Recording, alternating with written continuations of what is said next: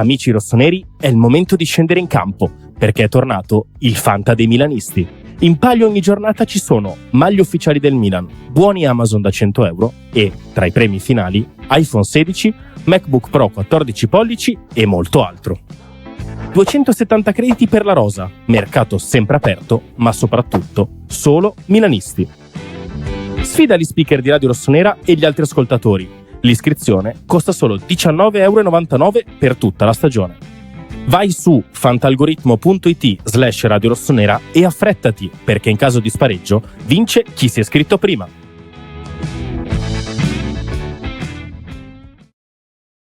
Ben ritrovati amici di Radio Rossonera, buongiorno a tutti qui dalla radio, è giovedì 7 agosto del 2025, buona giornata, buon quasi weekend, insomma quello che poi ci condurrà la settimana di Ferragosto, che come questa vedrà 2 appuntamenti circa al giorno, il solito obbligo di riscatto e poi insomma verrà affiancato da editoriali, stanzieri bottoni e quant'altro. Grazie a tutti quelli che ci hanno visto anche negli ultimi giorni, vi ricordo come sempre di iscrivervi perché anche negli ultimi giorni molti di voi vedono il video ma non sono iscritti e l'iscrizione invece è assolutamente gratuita e ovviamente di mettere like e i conseguenti punti hype se ne avete a disposizione. Ma prima di tutto dobbiamo iniziare a parlare di quello che in questo momento è il mercato del Milan. Tolta la questione Ardon Jajari che finalmente è andata in soffitta, ieri abbiamo visto il suo arrivo, le firme, la presentazione, oggi avrà il primo allenamento a Milanello, l'abbiamo visto fare le foto, essere molto contento del suo arrivo, eccetera, eccetera. Mi ha dato spunto per parlare di una questione riguardante Iglitare, che è quantomeno sempre, quanto mai, ancora più dentro la questione del Milan ormai a 2 mesi dal suo arrivo qui.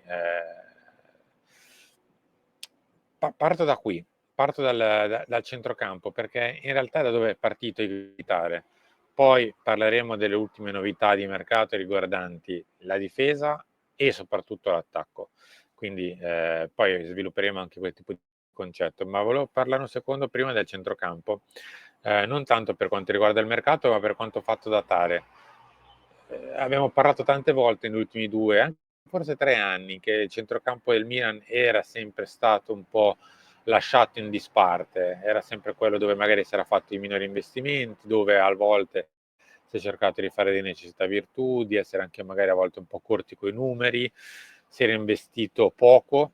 non malissimo, devo dire la verità, perché comunque nelle ultime stagioni sono arrivati Reinders, è arrivato Fofana, però oltre loro ne sono arrivati anche altri che per vario titolo hanno reso. Mi viene in mente Romelu Loftus-Cheek che ha reso a fasi alterne, mi viene in mente Musa, mi viene in mente Bond, mi vengono in mente altri giocatori che il centrocampo del Milan l'hanno popolato ma non l'hanno fatto molto bene. E siccome non è stato, tra virgolette, un problema sottolineato da noi, o meglio, noi l'abbiamo sottolineato nelle ultime 2 stagioni, ma alla prova dei fatti, chi ha capito questo e chi ha lavorato su questo è stato proprio Iglitare, perché se andate a togliere l'operazione Stupinian, che è semplicemente una sostituzione di un giocatore partente, cioè è uscito Teo Hernandez, terzino sinistro, è entrato un terzino sinistro, Stupinian, poi con tutto il discorso che sta dietro, Teo, il valore di Stupinian, eccetera, ma parlo semplicemente di casella per casella, dove invece Tare ha operato molto subito e in maniera concreta è stato proprio il centrocampo, perché insomma, era inutile negarselo, era il reparto più disastrato, anche vista la partenza di Tijani Reinders in giugno, e quindi eravamo rimasti palesemente corti, già lo eravamo prima con Reinders, figurarsi dopo. Però fatto sta che oltre alla partenza di Reinders, Tare ha lavorato talmente tanto sul centrocampo che praticamente 24-48 ore dopo il suo arrivo al Milan ha iniziato a mettere una pezza bloccando l'uscita di Alexis Almacher, con il quale il Milan aveva una sorta di idea di scambio con Tammy Abraham, che è andata avanti per tutta la scorsa stagione a fasi alterne, ma che Ghisolfi è arrivato praticamente a fine campionato per cercare di ratificare, ma poi è stato bloccato subito da Tare,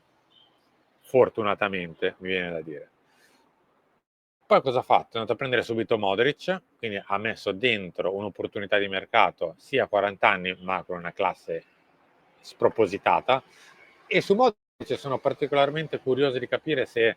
e quanto minutaggio avrà, ma non tanto se gli facciamo la tara degli anni, eccetera, ma perché è un giocatore di quella classe, se sta bene sarà complicato da lasciarlo fuori. E quindi ben per noi, ovviamente, che sia così, ma voglio capire il rebus che avrà in testa Massimiliano Allegri per quanto riguarda il centrocampo, perché adesso le alternative iniziano a essere palesemente tante. Perché oltre a Modric è andato a prendere un altro giocatore a centrocampo, ovvero Samuele Ricci, da mettere davanti alla difesa, anche se la sua prima scelta, lo ribadiamo, era Granit Xhaka, ma insomma la scelta di Ricci sicuramente non siamo andati a prendere il piano C, D, E, F, eccetera. Siamo andati a prendere un ragazzo italiano che può crescere, magari sicuramente all'immediatezza di Granit Xhaka qualcosa lascia giù, ma insomma è ovvio che ha 10 anni in meno quasi e quindi sicuramente avrà tempo di crescere e di dimostrare il suo valore. E poi ne ha preso un altro. Ha preso anche Ardon Yajari, sbattendoci la testa per 55 giorni, ma volendolo talmente fortemente che poi è riuscito a portarlo a casa, anche se alla fine gira e rigira ci siamo costretti, diciamo così, ad abbassarci proprio le richieste del Bruges, perché insomma siamo quasi arrivati ai 40 milioni, ma d'altronde, come sempre diciamo, onestamente, dei milioni a noi interessa fino a un certo punto, perché anche qui si fa spesso un discorso sbagliato, perché ogni tanto si perde un attimino il focus, cioè se un giocatore arriva, che so, a 10 milioni, mettiamo caso, poi non rende e il Milan lo cede a 7 non facendoci minusvalenza, allora bene no, bene no, cioè, o meglio, non è male dal punto di vista economico, ma saremo una squadra di calcio e quindi se per caso il giocatore non fa bene nel periodo in cui gioca al Milan è male, al di là del fatto che poi magari economicamente mette una pezza, ma se il giocatore poi non ti aiuta sul campo con le prestazioni, insomma, saremo comunque una squadra di calcio. E quindi anche alla luce di questo ha preso una forma un po' diversa il mercato di gennaio, che se non per il buon Santiago Jimenez è stato completamente spazzato via, proprio perché il settimo giocatore del centrocampo, ovvero colui che verrà, diciamo così, sforbiciato dalla lista, è proprio Warren Bondo, che dovrebbe partire dopo l'ennesimo colloquio di Igritare con lui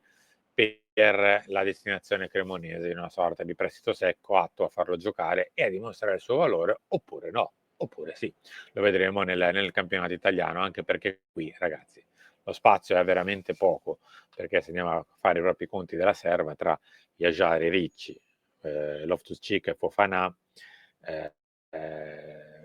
aspetta, me ne manca sicuramente qualcuno che è il quinto,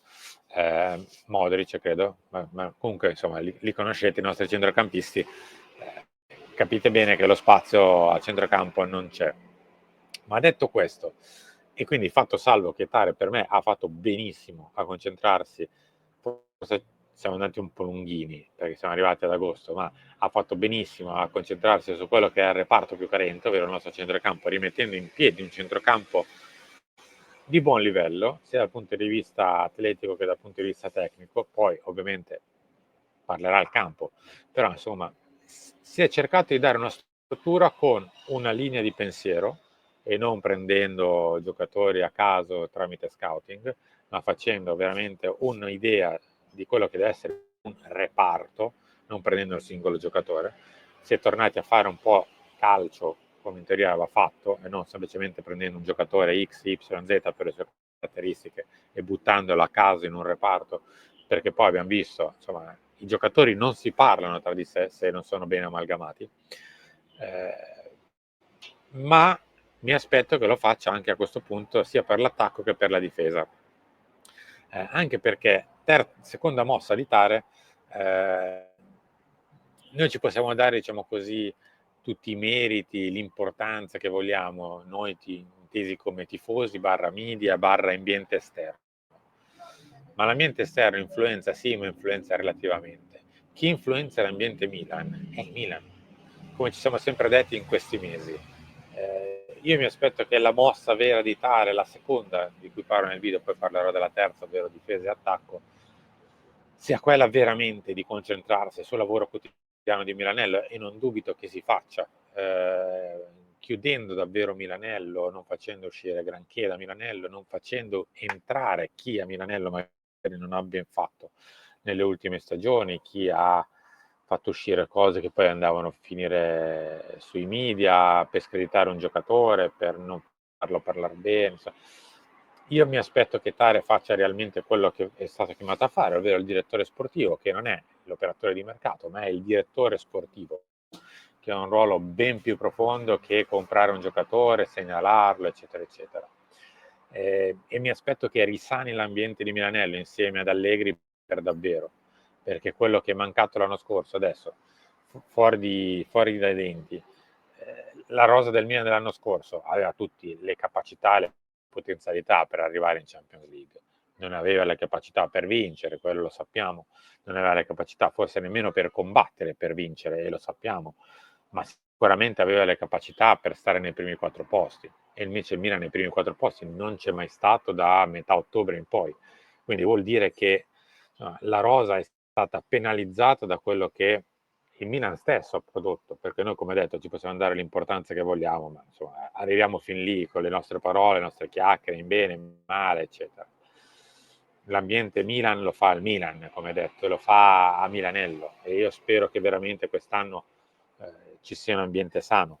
e non tossico e pesante come è stato nelle ultime 2 stagioni, così come ogni tanto chi va via fa trasparire, chi ancora ogni tanto fa trasparire, eccetera, eccetera. Ma tant'è. Chiudiamo con le ultime mosse che parlano invece di mercato, perché insomma è giusto anche ascoltare l'allenatore ogni tanto sul mercato, e non lo faccia la società appunto come magari pensa qualcun altro, e come ci ha detto palesemente in faccia peraltro. Ma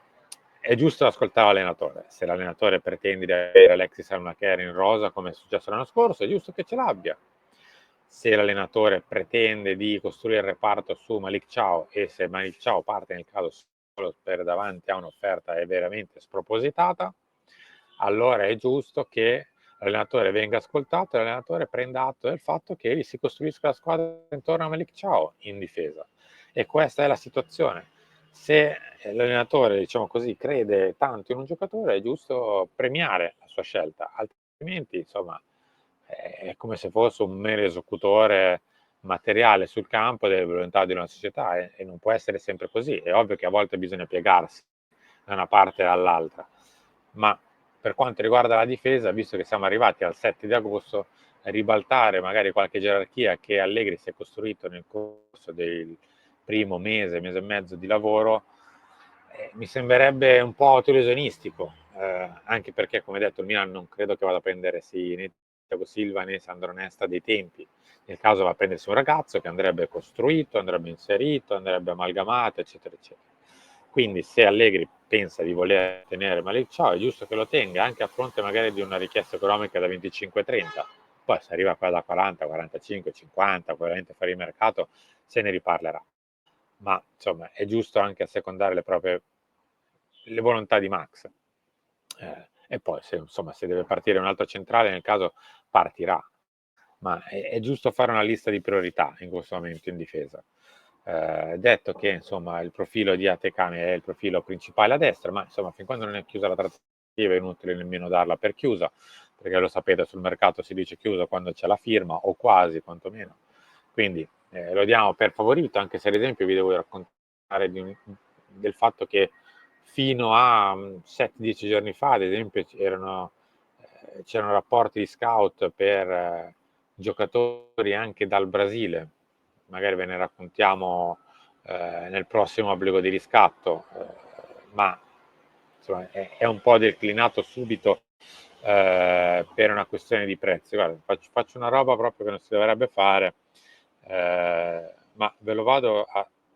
perché siccome non mi ricordo il nome, e lo faccio, lo faccio con voi, è il giocatore del Palmeiras, Jai, adesso onestamente non lo conosco, nazionale under 21 argentino, che è stato attenzionato dagli scout del Milan e proposto. Mi dicono però a posto che in questo momento non corrisponde alla nostra valutazione del terzino destro, e quindi è probabilmente un discorso che insieme ad altri è destinato a morire a favore di Atacama. L'ultima mossa di Tare è per l'attacco, e qui chiudiamo, ma non porto via troppo tempo perché poi ne riparleremo in obbligo di riscatto nei prossimi appuntamenti, perché ovviamente il prossimo mercato del Milan girerà sulla punta. Come ci eravamo sempre detti, la punta si accenderà nella parte centrale di agosto, e più o meno siamo arrivati in questa situazione, perché nella parte centrale di agosto per le punte arrivano anche delle offerte che magari in luglio non ci sono, perché si muovono altri attaccanti, perché alcuni devono dare via attaccanti che in questo momento hanno in rosa, che forse iniziano a diventare di troppo. Ed è il caso ad esempio di Rasmus Højlund, che potrebbe partire in prestito e quindi far caso al Milan per una situazione che economicamente sarebbe ancora più vantaggiosa di Vlahovic. È ovvio che Vlahovic, partendo a titolo definitivo, ti assicura di mettere in rosa un giocatore a titolo definitivo, però insomma ci sono valutazioni anche economiche da fare, che quindi potrebbero far, pendere dalla bilancia da una parte di prendo Rasmus Højlund in prestito, e con i soldi che magari risparmio tra qualche cosa di ingaggio, qualche cosa di cartellino per Vlahovic, rimando il discorso punta, capendo magari se ad esempio Santiago Jimenez diventa un titolare inamovibile della mia squadra, metti caso, e quindi magari il discorso punta lo rimando per davvero, e sposto, diciamo così, le mie attenzioni sulla difesa, che è un altro reparto che andrebbe veramente considerato per migliorare e innalzare la qualità del reparto stesso. Ma della questione Højlund ne riparleremo nel prossimo futuro. Grazie a tutti per essere rimasti qui con me in questo editoriale obbligo di questa mattina. Ci ritroviamo prossimamente. Buona giornata a tutti e a presto.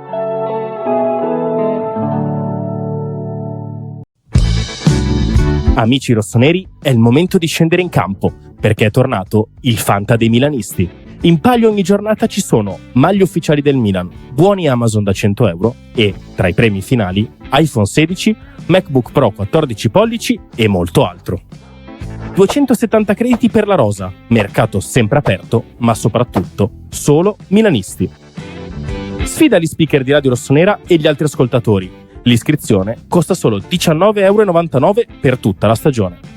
Vai su fantalgoritmo.it/Radio Rossonera e affrettati, perché in caso di spareggio vince chi si è iscritto prima.